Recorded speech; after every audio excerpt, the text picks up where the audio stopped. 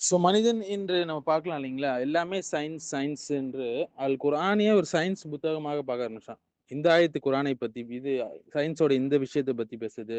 அந்த ஆயத்தும் சயின்ஸ பத்தி தான் பேசுதுன்னு எல்லாத்தையும் சயின்ஸ பத்தி பேசுது என்ற ஒரு மன்ஹஜை உருவாக்கி விட்டான்.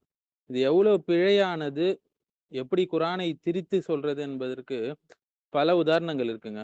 ஷேக் சாலிஹ் அல் உசைமீன் அவங்க கிட்ட ஒரு தடவ ஒரு கேள்வி கேட்கறாங்க. அந்த கேள்வியோட சுருக்கம் நம்ம பார்ப்போம். அது நவீன அறிவியல் கோட்பாடுகளுடைய அடிப்படையில குர்ஆனை விளங்குவது அனுமதிக்கப்படுமா என்று கேட்கிறாங்க. அதற்கு அவங்க அல்லாஹ்வை புகழ்ந்து விட்டு, பிறகு ரசூலுல்லாஹி ஸல்லல்லாஹு அலைஹி வஸல்லம் மீது ஸலவாத் சொல்லிவிட்டு, ஷேக் உசைமின் ரஹிமஹுல்லாஹ் கேட்ட கேள்விக்கு பதில் சொல்றாங்க பாருங்க. நவீன அறிவியல் கோட்பாடுகளுடைய அடிப்படையில குர்ஆன விளங்குறதுல சில அபாயங்கள் இருக்குன்னு சொல்றாங்க. ஸோ இந்த மன்ஹஜ் ஒரு தவறான மன்ஹஜ். குர்ஆனுடைய சில வசனங்கள் சயின்ஸ் ரீதியான ஃபாய்தாக்களே, படிப்பினைகளே தருது. உண்மதான். ஆனா எல்லாத்தையும் இந்த சயின்ஸ் உடைய பார்வையில பார்க்கறது ரொம்ப தவறானதுங்க. ஷேக் ரஹிமஹுல்லாஹ் சொல்றாங்க பாருங்க.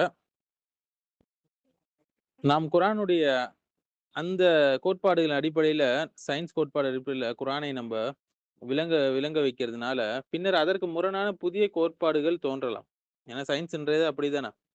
ஸோ அப்போது இஸ்லாமுடைய எதிரிகள் அவங்களுடைய பார்வையில குர்ஆன் தவறானது என்று தோன்றிவிடும் அப்படின்னு சொல்றாங்க.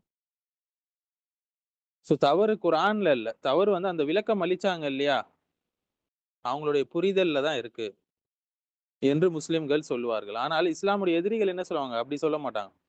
எப்படா தாக்குவதற்கு வாய்ப்பு கிடைக்கும்னு காத்துக் கொண்டு இருப்பாங்க. ஆகையால் இந்த விஷயங்கள்ல குர்ஆனை அறிவியல் கோட்பாடுகளோடு இணைச்சு விளங்குறதுல நாம் மிகுந்த கவனம் செலுத்தணுங்க. அவற்றை அப்படியே விட்டுவிட வேண்டும்.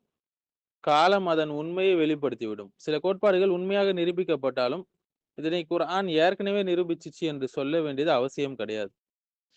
ஸோ ஏனெனில் குர்ஆன் வெளிப்படுத்தப்பட்டதுடைய நோக்கம் என்னன்னா, மனிதர்கள் அல்லாஹ்வை வழிபடுறது, நல்லொழுக்கத்தை நிலைநாட்டுறது, அதனுடைய அர்த்தங்களை சிந்தித்து புரிந்து வாழ்க்கையில பின்பற்றுறது, இதுல தான் இருக்கு.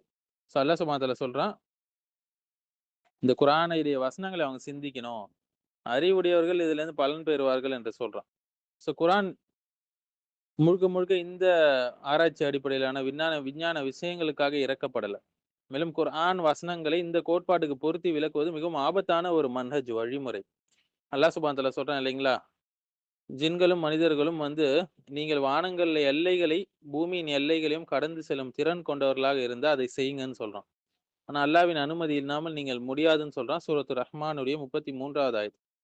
ஸோ மனிதர்கள் நிலாவுக்கு போனாங்க. சிலர் இந்த வசனத்த வச்சு என்ன பண்ணாங்க? அதோடு பொருத்தி விளக்க ஆரம்பிச்சுட்டாங்க. என்ன சொன்னாங்கன்னா, இந்த அதிகாரம் என்பது அறிவியல், அதாவது சயின்ஸ் இத குறிக்குது. ஆனா மனிதர்கள் பூமியின் ஈர்ப்பு விசையை தாண்டி சென்றார்கள் என்று விளக்கம் கொடுத்தாங்க. இது தவறான ஒரு விளக்கம். இப்படி குர்ஆனை விளங்குவதற்கு அனுமதி கிடையாது. ஏனென்றால், இதன் மூலம் இதுவே இந்த ஆயத்துடைய நோக்கமே இதுதான். இதுதான் அல்லாஹ் சொல்ல வரான் என்று நீங்கள் சாட்சி கூறுறதுக்கு சமம் அது. இது ரொம்ப கடுமையான ஒரு சாட்சி. இதை பற்றி மறுமையில நம்ம கேட்கப்படுவோம். இந்த முழு உ உ வசனத்துடைய பொருள நம்ம சிந்தித்தோம்னா, இந்த விளக்கம் எப்படி தவறானது என்பதை நம்ம புரிஞ்சுக் கொள்ளலாங்க. ஏனென்றால், இந்த வசனம் கீழ்க்கண்ட வசனத்துக்கு பிறகு தான் வருது.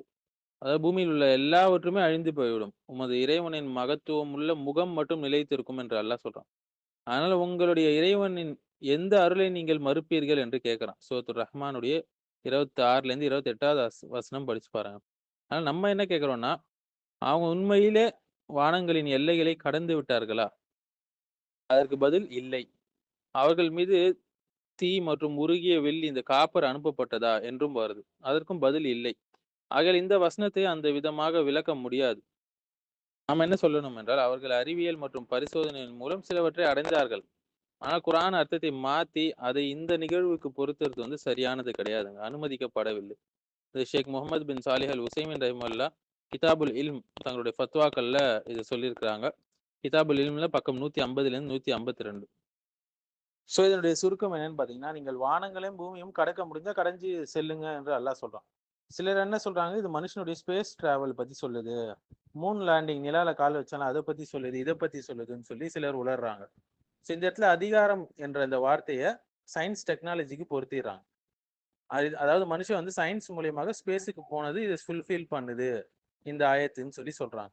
இது ஏன் தவறு என்றால், இந்த ஆயத்த முழுமையாக நம்ம பார்க்கணும். அடுத்த வரியில என்ன சொல்றான் அல்லாஹ்?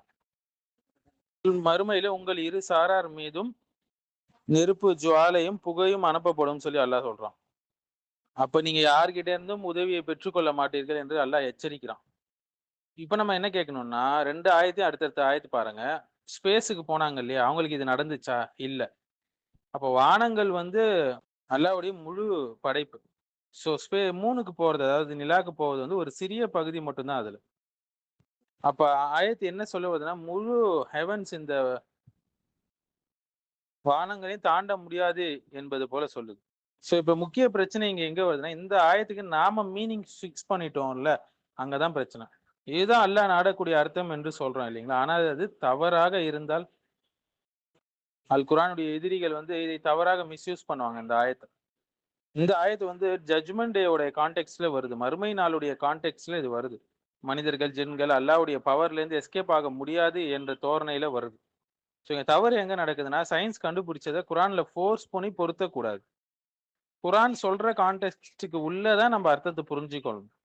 சில ஆயத்துகள், சில ஹதீஸ்கள்ல இருந்து நம்ப சயன்ஸ் ரீதியான படிப்பினைகள் நம்ம எடுத்துக்கொள்ளலாம். 1400 வருஷத்துக்கு முன்னாடியே சயன்ஸ் சொல்லுச்சு. அந்த உடைய ஹதீஸ் இருக்கு இல்லைங்களா? உடைய ஒரு ரெக்கை வந்து ஷிஃபா இருக்காது என்ற அந்த ஹதீஸ் அதெல்லாம் எடுத்துக்கொள்ளலாம். ஆனா முழு குர்ஆனையும் ஒரு சயன்ஸ் புத்தகமாக பார்க்கிறது தான் தவறு.